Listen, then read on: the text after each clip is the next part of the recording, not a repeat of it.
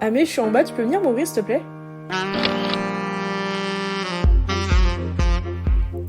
Bonsoir et bienvenue dans La Porte qui claque, l'endroit où tout le monde est le bienvenu. Installe-toi, moi c'est Amélia, mais ici on m'appelle Mimo ou Amé. Bonsoir et bienvenue dans la partie 2 de l'épisode 19 sur la réalité de partir vivre à l'étranger. Si jamais tu n'as pas écouté l'épisode 1, je parlais plus de mon expérience qui a été une fois malheureusement pas très ouf et ensuite celle qui est un peu plus positive en donnant plein d'aspects qu'on ne voit pas forcément sur les réseaux sociaux. Donc tu vas aller l'écouter si t'as pas envie, bienvenue dans la partie 2. Dans la partie 2, ça sera pas en franglais, ça sera seulement moi qui réponds aux questions que j'ai eues sur Insta dans laquelle j'ai mis une petite bulle à la une pour savoir vos questions sur le fait de partir vivre à l'étranger. Il y a 2 questions qui sont énormément revenues sur les centaines de réponses que j'ai eues. C'était sur le fait de la peur de manquer sa famille et surtout le fait de rencontrer du monde et le fait de sociabiliser. Donc je vais commencer par ces 2 petites questions en rajoutant un peu... en croisant un peu toutes les autres questions que j'ai eues, mais c'est 2 thèmes que je vais pas mal aborder et ensuite je vais répondre à des questions de logement, de financement, d'anxiété, etc. Du coup, une des premières questions c'était est-ce que c'est plus compliqué de vivre sans ses parents ? Pour ma part, je suis pas partie direct après le bac, je suis partie 2 ans après, donc j'avais déjà vécu 2 ans en appart toute seule. Et je dirais que je suis pas quelqu'un de très fusionnel avec mes parents, donc j'ai pas eu ce problème-là. Mais je comprends et je l'entends qu'il y a beaucoup de personnes comme ça, donc je l'ai pas mal vécu. Moi, j'ai plus mal vécu le fait... Pas mal vécu. Mais moi, je craignais qu'en fait, le dimanche, quand mes parents m'appelaient en FaceTime et qu'ils étaient là avec mes grands-parents, mes petites cousines qui, du coup, ont énormément grandi en l'espace de quand tu pars, tu loupes des anniversaires, tu vas louper des gros moments. Mais à la fois, tu sais que c'est ta famille qui seront toujours là et que tu peux pas t'empêcher de partir si t'as peur de ta famille parce que ta famille sera toujours là, elles seront là au retour. Et je sais que ça peut être un peu compliqué pour certaines situations, mais pour ma part, ça a été. Quand bien même ta famille te manque, ta famille peut venir te voir, et je sais que tu peux rentrer pour Noël, etc. Mais l'année passe tellement vite, et je sais que beaucoup de personnes disent « ouais, ça passe vite ». Non, premier degré, ça passe vite. Les retrouvailles seront seulement plus belles, en fait, en créant ce manque. Même là, j'ai déjà reçu pas mal de questions, c'était comment tu arrives à socialiser avec les personnes que tu ne connais pas, comment tu fais pour te faire des potes, se faire des amis... Mon conseil numéro 1, si jamais tu pars en Erasmus ou en voyage à l'étranger, c'est va à tous les événements. Moi, je suis quelqu'un de très partisane pour si jamais t'as pas envie de sortir, c'est bien de prendre du moment pour soi. Ça rentre pas dans ce cas-là. Là, tu sors. Tu sors si c'est 7 jours sur 7, tu sors. Parce que c'est à ce moment-là que tu vas rencontrer du monde et que les gens vont commencer à sociabiliser et qu'il faut pas louper le coche parce qu'après, des groupes vont se créer et je pense que c'est un peu plus dur d'intégrer. Mais il faut se dire que tout le monde qui part à l'étranger, c'est des gens très ouverts d'esprit. Que tu sois même à un voyage de quelques semaines en auberge de jeunesse ou en volontariat comme je suis ici, c'est des gens qui sont là pour sociabiliser et rares sont les personnes qui partent à l'étranger pour simplement partir à l'étranger et pas interagir. Donc pour se faire des potes, je dirais va à ces événements-là et surtout va parler à des gens que t'as pas forcément l'habitude de parler parce que je sais qu'on est naturellement attiré vers des personnes quoi que ce soit, peut-être physiquement, mais sois ouverte à n'importe quelle discussion. Et par exemple la question comment arriver à parler aux gens qu'on connaît pas, tu ne les connais pas. C'est ça qui est bien, c'est que c'est des gens qui vont venir d'horizons totalement différents. Et c'est très simple de faire la conversation dessus parce que c'est pas comme si tu parles à quelqu'un qui vient de ton village, qui connaît tous les mêmes gens, etc. Ça va être des conversations de une très enrichissantes et de 2, tu peux lui demander d'où est-ce qu'il vient, qu'est-ce qu'il étudie, pour combien de temps il est là. Et ensuite, la personne va faire la conversation. Après, si ça finit en questionnaire sur sa vie, c'est que la personne est très pas intéressante et tu peux passer à la prochaine. Mais souvent, la personne va te poser des questions, tu vas te rendre compte que tu as des points en commun. Et n'hésite pas à demander les Instagram ou les WhatsApp de tout le monde. Et comme ça, si jamais ils ont des événements, tu peux te taper l'incruste au début, etc. Et comme ça, tu rencontres du monde et que tu rencontres du monde. C'est comme ça que j'avais fait au début. Après, si t'as écouté la première partie, tu peux te rendre compte que c'était pas super ouf l'expérience que j'ai eue. Mais... pour le cas où je suis ici, j'ai les Insta de la moitié de la ville dans laquelle je suis, je crois. Et au final, tu les croises dans la rue, c'est content. Enfin, franchement, c'est la meilleure manière d'interagir. Et l'anxiété sociale que tu peux ressentir à ce sujet au début, elle s'estompe. J'ai envie de dire, au début, tu vas être trop gêné de parler dans une autre langue avec des gens que tu connais pas. Mais au final, tu vas voir que c'est hyper cool et tu apprends beaucoup de choses sur toi comme sur eux. Et ça t'ouvre l'esprit, un truc de dingue. Une question intéressante, c'était comment est-ce que je gère la solitude. Du coup, j'ai beaucoup été confrontée à passer mes dimanches seuls, ou même beaucoup de temps seule en fait, en règle générale. Mais je sais qu'au début, c'était les dimanches, parce que du coup, ma famille faisait un repas de famille, et moi, j'étais là à l'étranger. Et en fait, le truc, c'est que c'est pas parce que les autres gens font pas de plans que toi t'es pas obligé d'en faire. Et tu peux les faire toute seule. Et moi je sais qu'il y avait un parc à côté de chez moi, donc je gardais mes dimanches pour aller écouter un podcast et me promener au parc. Et en fait c'est ça qui est bien, c'est que vu que t'es confronté à la solitude d'une manière dont tu le serais pas chez toi dans ta ville, c'est que ça te fait tellement grandir parce que tu te forces à faire des plans pour toi-même. Enfin il faut te forcer à faire des plans pour toi-même. Et c'est ce que je disais, c'est que maintenant je me sens tellement libre et j'ai plus peur de me retrouver seule, que ça soit chez moi ou quoi, parce que je sais que je peux faire des plans toute seule et vraiment m'amuser toute seule. Il y avait une autre question, c'était qu'est-ce que tu connais de plus sur toi grâce à ces expériences? Et qu'est-ce que j'ai appris vraiment sur moi? J'ai appris au début que j'étais quelqu'un qui avait tendance à assez juger quand même, et ça c'est quelque chose que j'ai appris à ne pas faire avec le temps, et à m'ouvrir à plein de personnes. Par exemple, là, les copains avec qui je suis pote ici, je pense que s'ils étaient dans ma classe au lycée, je ne leur aurais jamais parlé. Alors que maintenant, mais c'est des gens, ils me font pisser de rire du matin, midi au soir. Et ça m'a appris à m'ouvrir dessus. Ça m'a appris aussi qu'en fait, j'étais quelqu'un de pas si extraverti que je pensais, que j'avais quand même besoin de me retrouver beaucoup seule. Mais ça m'a juste appris à me connaître d'une manière dont j'aurais pas appris à me connaître en simplement partir étudier dans une autre ville. Il faut quel niveau de la langue du pays pour se faire comprendre et se sentir bien? Moi, quand je suis partie en Allemagne, j'avais quand même cette facilité avec l'anglais tout de même, donc la langue que tout le monde parle à l'étranger, dans tous les cas Erasmus, c'est tout le temps l'anglais, mais du coup, moi, mes cours étaient en allemand, et j'avais un niveau B2 quand je suis partie, je pense que j'ai un niveau B1 maintenant, mais en vrai, il faut les bases, mais quand je vois des niveaux avec lesquels les gens sont arrivés, par exemple ici en Grèce avec moi, honnêtement, tu peux t'en sortir avec des niveaux de base en anglais parce que ce qui est génial quand tu pars à l'étranger, c'est que moi je comprenais pas que les gens disaient ouais, tu vas t'améliorer sans t'en rendre compte. Mais premier degré, tu vas entendre des gens dire des mots qui vont revenir souvent et en fait, t'as pas besoin des formes et tout. Je pense qu'il y a cette anxiété-là de me dire ouais, je conjugue mal mes verbes.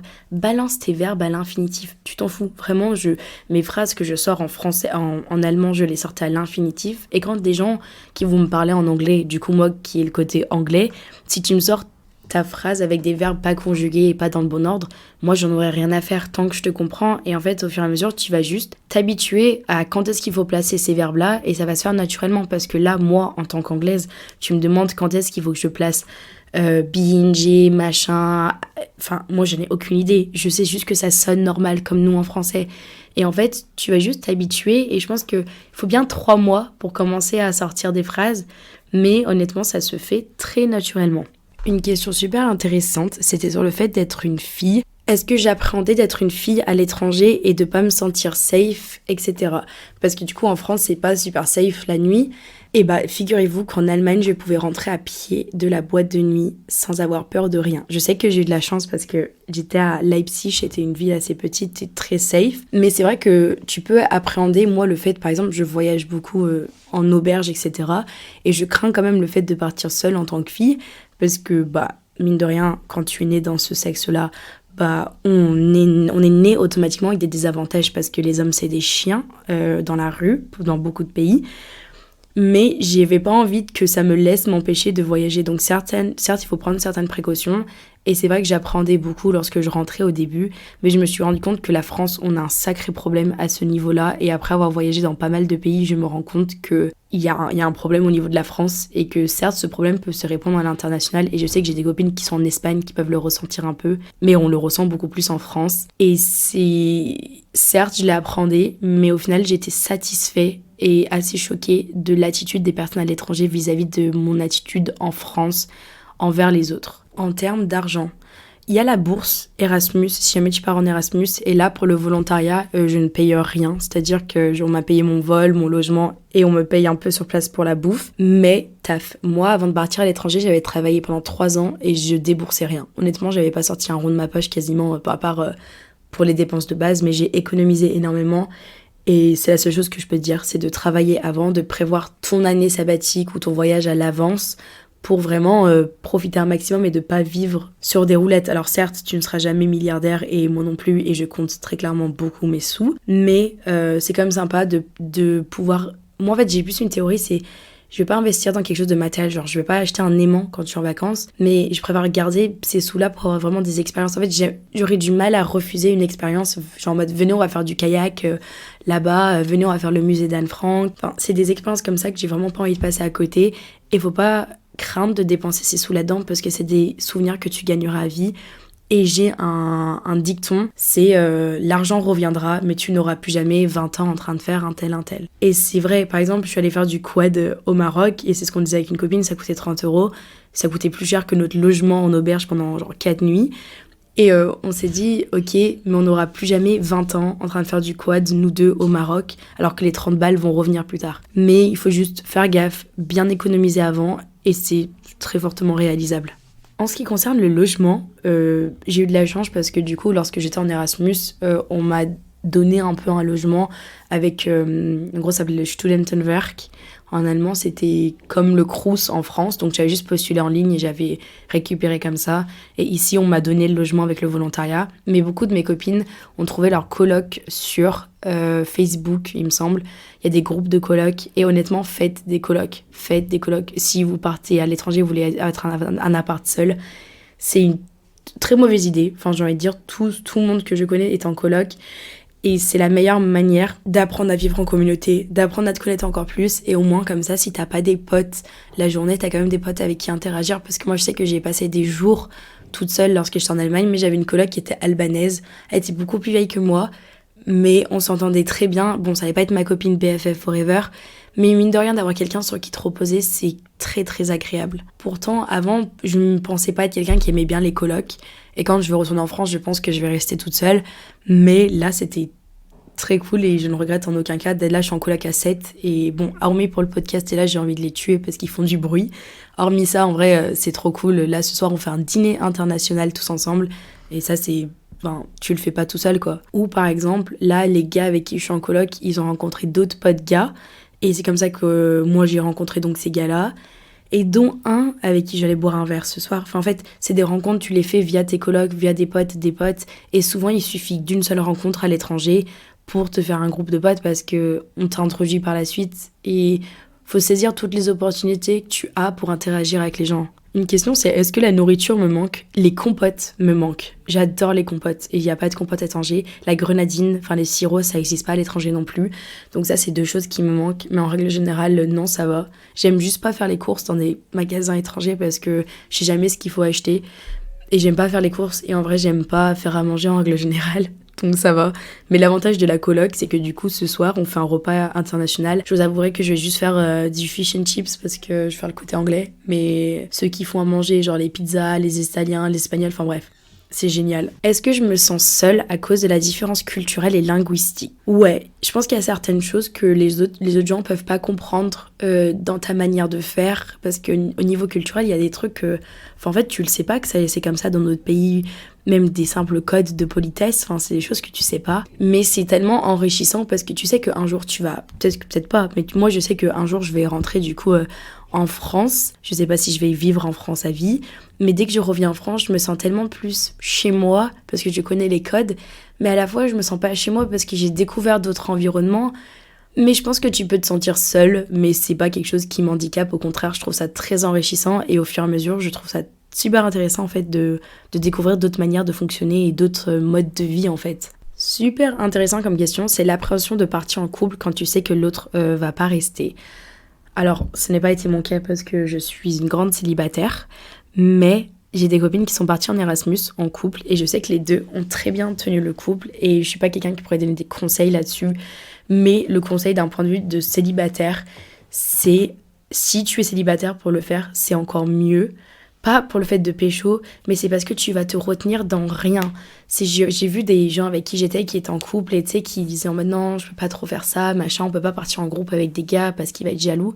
T'es en train de te gâcher très clairement ton Erasmus et ton expérience. Et encore plus si tu ne pars pas parce que tu as peur que ta relation ne dure pas. Je suppose que si tu écoutes ça, tu as à peu près moins de 22 ans. Écoute, si tu as moins de 22 ans et tu t'empêches de partir à l'étranger pour un gars, c'est que ta relation elle est pas assez stable parce que si tu as peur que ça casse à cause de ça, c'est que tu vas juste vivre avec du regret dans ta relation pendant tout le longtemps en disant ouais, j'aurais bien aimé partir ça, j'ai bien aimé partir ça. Et rien n'empêche que vous causez une rupture hors cette expérience-là. Et imagine, tu te dis ouais, mais j'aurais pu partir et j'ai loupé cette occasion. Et ça, je répète très clairement les mots d'une copine qui hésitait à partir pour son mec, qui au final est en Angleterre maintenant. Et certes, je sais que c'est pas super simple, mais c'est super chouette. Et en tant que mon point de vue, les couples que tu te fais ou les mecs que tu te fais à l'étranger, c'est très chiant parce qu'après, du coup, tu tombes, pas amoureuse, mais quand t'aimes bien des gens qui habitent dans d'autres pays, ça fait très chier, mais c'est super cool et ça fait des méga anecdotes, pour plus tard. Et là, je pourrais faire un podcast sur tous mes anecdotes amoureuses à l'étranger parce que ouais, j'ai pas envie d'étayer le sujet, mais c'est génial. Comment te sens-tu à la fin de ton voyage et comment ne pas se sentir triste ? Il y a un truc qui s'appelle la dépression post-voyage ou le syndrome post-voyage. Et moi, ça m'est déjà arrivé plusieurs fois lorsque je suis rentrée de simples voyages en backpack à l'étranger. J'ai pas eu ce syndrome en rentrant de l'Allemagne parce que j'avais tellement hâte. Mais là, je le sens venir gros comme une maison quand je vais rentrer de la Grèce. Et en fait, c'est plus... Si t'es triste, c'est que t'as tellement passé un bon moment. En fait, c'est plus comme une rupture, en fait. If you're sad, it's that you loved a lot. Faut relativiser dans le sens où si t'es triste, c'est que t'as vécu quelque chose qui est vraiment incroyable. Et il faut juste être reconnaissant envers cette expérience. Et se dire que si t'as ressenti ça une fois, tu peux le ressentir une deuxième fois. J'ai pas de conseils sur comment le gérer. Je pense que juste avec le temps, tu te recrées une nouvelle réalité et tu vis avec les souvenirs. Et je sais pas, c'est juste trop cool les souvenirs que j'ai de l'étranger et c'est pour ça que je prends tellement de photos et de vidéos pour revivre ces instants-là et les revoir plus tard. Question, j'ai pour projet de partir 3 ans à l'étranger direct après le lycée. Est-ce que je recommande ? Oui, clairement. Si tu pars direct après le lycée, prépare-toi à vraiment être prête pour le faire. Mais je pense que t'es jamais prête pour vraiment sauter le pas pour ce genre de truc. Mais je pense que tu vas tellement grandir après cette expérience-là. Je sais que moi, je me sentais pas prête après le lycée, mais je le savais et j'avais même pas trop envisagé. Je savais que j'allais le faire plus tard. Mais si t'as un projet, une opportunité qui s'offre à toi pour ça, moi je dis saisis-la direct. C'est pour 3 ans en plus, ça veut dire que tu peux vraiment t'installer et te créer une nouvelle vie. Et c'est le moment parfait parce que tu sors du lycée, malgré le fait que moi, quand je suis sortie du lycée, j'étais persuadée de savoir qui j'étais, etc. Amélia, tu ne sais pas qui tu es, tu vas changer 500 fois de personnalité et je pense que j'ai pas fini de changer. Mais là, c'est vraiment un moment qui est génial pour vraiment apprendre à te connaître et de prendre en maturité et apprendre des choses qu'on va pas t'apprendre à l'école. Des conseils pour quelqu'un qui part en Erasmus. Alors, c'est pas mes conseils, c'est les conseils de Maëlys, une fille qui avait répondu à ma story et je les trouvés très sympas et j'en rajouterai peut-être les miens de conseils. Les sages mots de Maëlys, c'était de pas avoir trop d'attentes en tête parce que tu vas dans quelque chose que tu connais pas et c'est vrai parce que moi quand je suis partie en Grèce, là dans lequel je suis partie avec 0 attente parce que l'Allemagne, les niveaux d'attente étaient limite inatteignables et quand tu pars avec pas d'attente, c'est vrai parce que peu importe ce qui arrive, tu vas prendre comme ça vient. Elle a aussi dit que les rencontres non planifiées, c'est les meilleures. Entièrement. Quand tu es en soirée, quand tu croises quelqu'un qui te demande ton Insta, va le voir, va faire des choses. Par exemple, là, si maman t'écoute ça, écoute pas parce que je vais me faire engueuler. Mais l'autre soir au bar, j'ai rencontré quelqu'un et ce soir, quand j'étais au bar, il m'a dit est-ce que je peux venir te récup, faire un tour en voiture pour qu'on passe un moment ensemble. J'aurais pas dû, il aurait très clairement pu me tuer.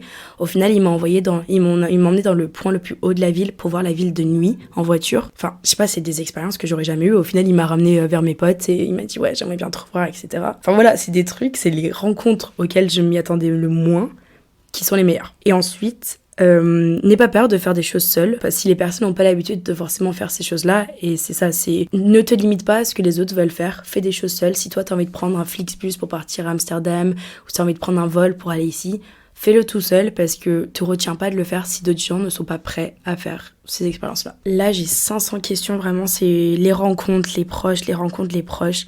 Et sociabiliser, en vrai sociabiliser, ça vient naturellement. Et moi, c'est pas trop le fait de sociabiliser qui m'a manqué, c'est le fait de, une fois avoir sociabilisé, de vraiment rencontrer des personnes de confiance avec qui je m'entendais vraiment. Ça, c'est quelque chose d'autre. Mais l'aspect sociabiliser, tu verras que même si toi, tu fais pas le premier pas, des gens vont venir faire le premier pas vers toi. Tu vas automatiquement être inclus dans des discussions. Et si t'es pas quelqu'un qui a envie de rencontrer 500 000 personnes, essaye de te rattacher à un peu des personnes et essaye de te faire ton cocon. Ça va se faire naturellement en vrai. Il faut pas trop être inquiété si toi t'as peur de faire le premier pas parce que des gens vont le faire. Honnêtement, des gens le feront à ta place. Et encore une fois, pour les proches, les gens qui sont vraiment proches de toi, tes potes, etc., si tu loupes des anniversaires, pour moi, quand t'es vraiment aimé, c'est quand on remarque ton absence. Et si les gens remarquent ton absence et t'envoient des messages en mode on aimerait trop que tu sois là et tout, tu verras que c'est ces gens-là qui, à ton retour, seront présents. Moi, je craignais de m'éloigner de mes proches également. Au final, quand tu rentres à Noël, une amie m'a organisé un truc surprise avec mes parents. Enfin, c'est des choses comme ça que c'est inégalable et ça va juste renforcer certaines relations et des amitiés et ça va juste les confirmer et ça fera le tri avec les personnes qui sont fausses. Mais tu peux pas attendre des gens qui prennent 500 000 nouvelles de toi à l'étranger parce que toi, tu sais ce que tu es en train de vivre. Mais eux aussi, il faut savoir qu'ils ont leur vie retour à la maison et qu'ils vont un peu oublier le fait, vu qu'ils te voient pas, il faut pas le prendre à cœur non plus. Il faut que tu prennes le temps de prendre de leurs nouvelles et également eux. Enfin, ça va dans les deux sens. Est-ce que je regrette d'avoir tout lâché pour partir ? Alors, absolument pas. Pas du tout. C'est la dernière chose que je regrette au monde. Parce que si j'étais jamais partie, je pense que j'aurais jamais grandi comme je suis. Et là, dis-toi qu'en un an, j'ai visité 12. Là, ça va faire 12 là, avec la Bulgarie et la Turquie. En fait, si j'avais pas pris mon courage de demain de prendre mon sac à dos et de me dire « Ok, je prends mes kicks et mes claques et je pars à l'étranger », j'aurais jamais eu cette expérience-là. Et je pense que je ne l'aurai jamais dans ma vie, cette expérience aussi folle que j'ai. Donc non, zéro regret. À quel âge es-tu partie et selon toi, quel est le meilleur âge pour partir ? Je suis partie, j'avais 20 ans. Là, je vais avoir 21. Et quel est le meilleur âge pour partir ? Honnêtement, tout âge. Je dirais que plus tu es grand, plus t'es un peu plus mûr pour partir. Mais honnêtement, si tu veux partir après le bac, je trouve ça chouette également. Je dirais pas, il n'y a pas de bon âge pour partir, tout dépend de la personne, des moments dans ta vie. Par exemple, moi, c'est tombé dans un moment dans mes études qui était adéquate. C'est plus pas l'âge, c'est plus au niveau du schéma de ta vie et la vie que tu veux avoir. Et tu le sais quand t'es prête à partir, c'est quand t'as le plus peur qu'il faut sauter le pas. Honnêtement, je pense que je vis vraiment sur ce dicton-là. Là, j'avais peur de repartir à l'étranger après la première expérience parce que je me dis, ça va être horrible. Et quand t'as le plus peur, faut sauter le pas. Donc, je dirais, qu'en train de te chier dessus, de partir, c'est le moment. Comment rencontrer du monde, pas dans le cadre du travail ou dans les cadres d'études ? Alors, je sais pas dans quel cadre cela est, mais si c'est dans le voyage, auberge de jeunesse. Je pars tout le temps en auberge de jeunesse et je rencontre des pépites qui sont beaucoup trop drôles. Et enfin, encore une fois, je pourrais faire une histoire d'anecdote sur mes auberges de jeunesse. Mais sinon, je sais qu'à Leipzig, en Allemagne, quand j'étais, il y avait des rencontres entre Français. Bon, c'est pas génial, mais t'as des groupes où tu peux rejoindre les sports universitaires. Et c'est ce que j'ai dit, il suffit d'une rencontre pour rencontrer du monde par la suite. Et même si cette personne, tu t'entends pas trop avec, va la rencontrer. Parce que tu sais jamais si tu vas rencontrer une de ses potes un jour avec qui tu vas t'entendre. C'est via les amis d'amis. La dernière question, parce que je reçois encore des questions en live et il faut bien que je prenne un moment pour m'arrêter parce que sinon ce sera jamais fini.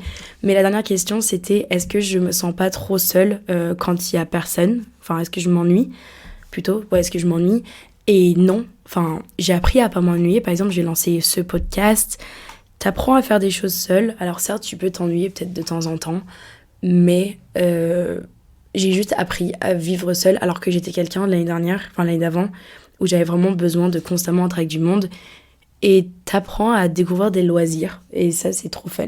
Bref, je vais finir de répondre aux questions. Si jamais tu as encore des questions, envoie-moi sur Insta en DM. Je réponds souvent à tous mes DM. Donc, @filmbanimo, comme d'habitude. Et je voulais juste prendre un moment parce que là, dans les bulles, j'ai reçu beaucoup de trucs en mode hors sujet, mais continue comme ça, j'adore ton podcast. En mode, j'ai l'impression de parler à une copine. Enfin, un jour, j'ai reçu un message d'une fille qui m'a dit qu'elle était au collège et qu'elle n'avait pas de copine et qu'elle a écouté mon podcast au CDI sur le poste. Dites-vous que j'ai pleuré pendant 1 heure. Je crois sincèrement. Et quand je dis merci, je dis pas merci d'avoir un certain nombre d'écoutes, d'avoir 100 000 personnes qui peuvent écouter. C'est pas ça. Je dis merci de m'envoyer... Enfin, quand je reçois des messages, vraiment, vous vous rendez pas compte à quel point ça me rend heureuse de me dire que le podcast, honnêtement, je le faisais au début quand il y avait 10 personnes qui écoutaient. Là, je ne parle même pas des stats, mais c'est juste... Je sais pas, j'arrive pas à exprimer à quel point je suis reconnaissante et quand je vois je sais pas, des petites filles qui me disent en mode ouais, t'arrives à changer ma perspective sur des choses, enfin même pas des petites filles, des fois c'est des gens qui ont mon âge et de me dire j'ai l'impression de parler à une pote, bah sache qu'on est potes et que bref, je pars un peu dans tous les sens mais juste je suis méga reconnaissante Et voilà. Donc c'est tout pour cet épisode. N'hésite pas à m'envoyer un message sur Insta si jamais tu as encore des questions à ce sujet-là. Et je répondrai avec plaisir sur des aspects. Voilà. En espérant que j'aurai pu éclairer certains sujets. Si tu pars à l'étranger ou si tu es à l'étranger, profite. Ça va te changer ta vie et tu vas être... Enfin, même si l'expérience n'est pas à la hauteur de tes attentes, tu vas kiffer et tu vas en ressortir en ayant appris tellement de choses.